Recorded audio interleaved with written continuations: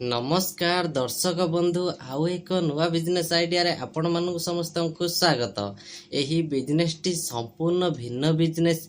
यही business T आपण माने गाँ रे करि परिबे एवं शहर रे मध्ये आपण माने बिजनेस टी को स्टार्टअप करि पारिबे।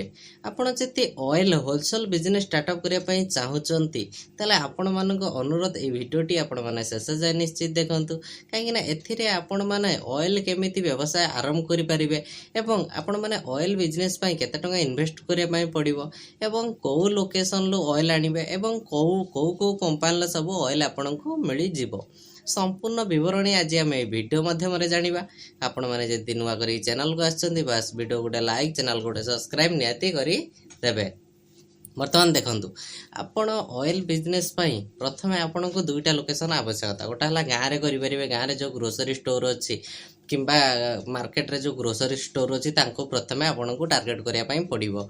काहे ना देखंतु आगुर जो कंपटीटर माने दउथुबे ऑलरेडी ऑयल होलसेलर थिबे तांको प्रथमे आपण टार्गेट करिया पई पड़िबो। से केते टका प्राइस रे दउछि एवं मु केते टका प्राइस रे देमि एडा को प्रथमे आपण गोटे कैलकुलेशन करिया पई पड़िबो। तापर आ गोटे कथा हला आपण माने जो ऑयल बिजनेस स्टार्टअप करिया पई चाहुचंती गोटा हला रुचि गोल्ड रो करि परिबे, आ गोटे हला सनफ्लावर रो करि परिबे, आ गोटे हला सोरिष तेल रो करि परिबे।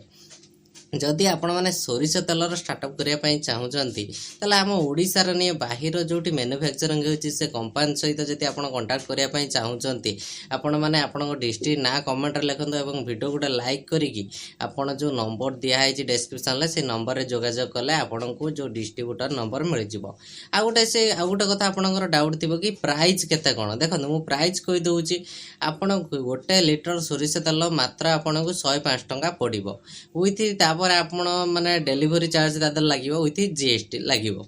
आपण माने ऑयल बिजनेस स्टार्टअप करि परिबे बहुत लो इन्वेस्टमेंट करि परिबे मात्र 20,000 टका मध्ये आपण माने बिजनेस टी को स्टार्टअप करि परिबे।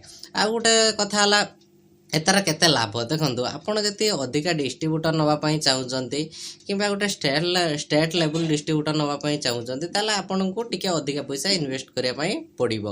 अधिका पैसा इन्वेस्ट करने फायदा कोन ना आपण माने जते अधिका माल आनी स्टॉक रखिबे आपणकर बेनिफिट। काहेना प्रथमे देखंतु आपणक आगुरु जो कंपटीटर माने दउचंती से माने केते प्राइस रे दउचंती प्रथमे एटा गोटे कैलकुलेशन कर दियंतु। जति प्राइस आपणकर कम रो आपण देई परिबे दुकानी की ताले आपण माने बिजनेस स्टार्टअप करंतु मु आपनको सजेस्ट करिवि। आज पई तला एही बिजनेस आइडिया आपण जति ऑयल होलसेल बिजनेस स्टार्टअप करिया पई चाहुचंती ताले करि परिबे एवं आपण अधिक रो अधिक बेनिफिट हेई पारिबे। आज पई तला एही बिजनेस आइडिया एही परि बिजनेस ट्रिक वीडियो को देखिया पई चैनल को सब्सक्राइब सहित बेल नोटिफिकेशन ऑल पर क्लिक करंतु। धन्यवाद।